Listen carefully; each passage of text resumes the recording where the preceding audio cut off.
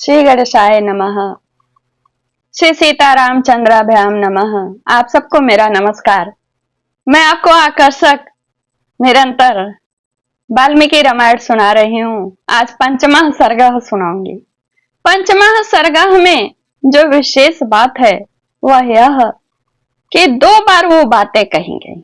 एक बार जो है चतुर्थ सर्ग में कही गई, दूसरी बात इस पंचमः सर्ग में कहा गया। वो क्या कहा गया? वह यह कि श्री राम जी को राजा बनने के लिए उन्हें व्रत नियम का धारण करना पड़ेगा। और कैसे धारण करना पड़ेगा यहाँ पर वही वर्णन है। राजा दशरथ जब सभासद में बैठे थे तभी अपने ब्रह्मर्षि गुरु वशिष्ठ जी के तरफ सम्मुख होकर आदर से कहते हैं, मुनि श्रेष्ठ, आप श्री राम के महल जाइए और उन्हें एक रात राज्याभिषेक कल सवेरे होने वाला है। आज की रात को जिन व्रतों नियमों का पालन करना चाहिए उनका संकल्प करा के आइए। और यही बात चतुर्थ सर्ग में आपने सुना था, राजा दशरथ ने स्वयं बुला करके श्री राम से भी कही थी। और अब क्या है, उसको पालन कराने के लिए आदेश दे रहे इस सर्ग में। और जब वशिष्ठ मुनि ने हाँ कहा, ठीक है मैं जा रहा हूं, और अपने योग्य रथ पर बैठ करके श्री राम के महल गए। श्री राम का महल उन्हें बहुत सुंदर प्रतीत हो रहा है, श्वेत रंग का है। उनको तो ऐसा लग रहा था जैसे आसमान में हिमखंड हो। 3 परकोटों के अंदर श्री राम जी का महल है। वे तीनों परकोटों में रथ से प्रवेश किए। वशिष्ठ जी रथ से प्रवेश करके जब अंदर गए तो श्री राम को जब सूचना मिली तो वे अचंभित हो गए। अरे अभी तो मैं पिता के दरबार से, पिता से मिलकर, माता से मिलकर आ रहा हूं। स्वयं मैं गुरु से मिला, फिर गुरु किस लिए आए? और यही सब सोचते हुए वे शीघ्रता के साथ वेग पूर्वक वशिष्ठ मुनि के रथ के पास पहुंच गए और हाथ पकड़ के आदर के साथ उन्हें रथ से नीचे उतारा। उतारने के पश्चात विनम्रता से प्रणाम और इतनी मधुर मुस्कान से उनको देखने लगे। और देख करके ब्रह्मर्षि वशिष्ठ जी को महल के अंदर लाए, ला करके योग्य आसन पर उनको बैठाया। वशिष्ठ जी प्रसन्नता के साथ उन्हें आशीर्वाद देते हुए कहा कि तुम्हारे पिता ने मुझे भेजा है। तुम्हारे पिता ने कहा है कि आज के रात का जो व्रत उपवास राजा बनने के लिए जो नियम है उसका मैं आपको संकल्प कराऊं। आप संकल्प करके धारण करिए। धारण कराने के लिए मुझे यहां भेजा है। तत्पश्चात वशिष्ठ मुनि ने सीता सहित श्री राम को पवित्र मंत्रोच्चारण के साथ आज के रात का व्रत उपवास करने के नियम पालन को धारण कराया। और उसके बाद फिर श्री राम जी ने वशिष्ठ मुनि का पूजन इत्यादि किया और फिर खूब प्रसन्न होकर के आशीर्वाद देकर के वशिष्ठ मुनि राजा दशरथ को ये खबर देने के लिए कि मैंने धारण करवा दिया संकल्प, निकल पड़े वहां।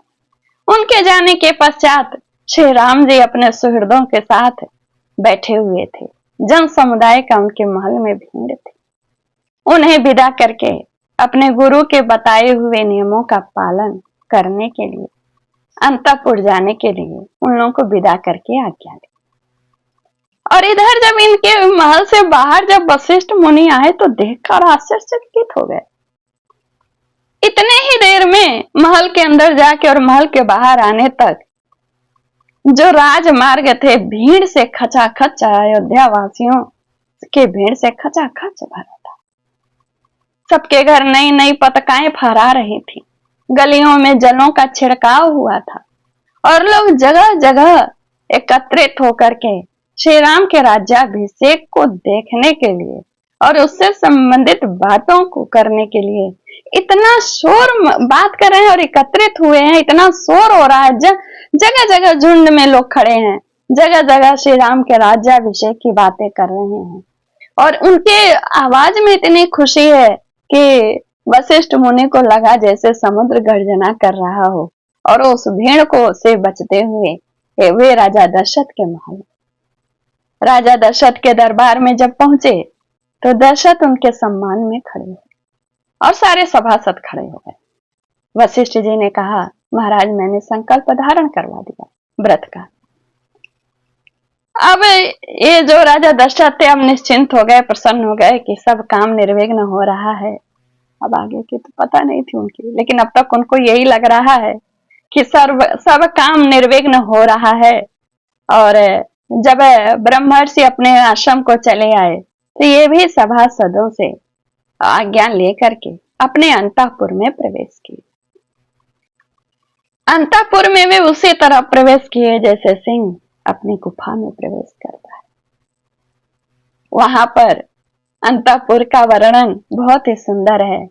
वहां सुंदर वेशभूषा धारण करने वाली जितने भी सुंदरियां थीं, ऐसे लग रही थी इंद्र के राजभवन की सुंदरियां।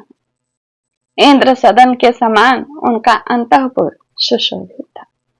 राजा दशरथ उस अंतःपुर में प्रवेश किए जैसे चंद्रमा ताराओं से भरे हुए आकाश में पदार्पण करते हैं। इस तरह मैंने आपको श्री राम का राजा बनने के लिए जो नियम व्रत धारण करना था उसकी कथा, उसका वर्णन मैंने आपको बताया।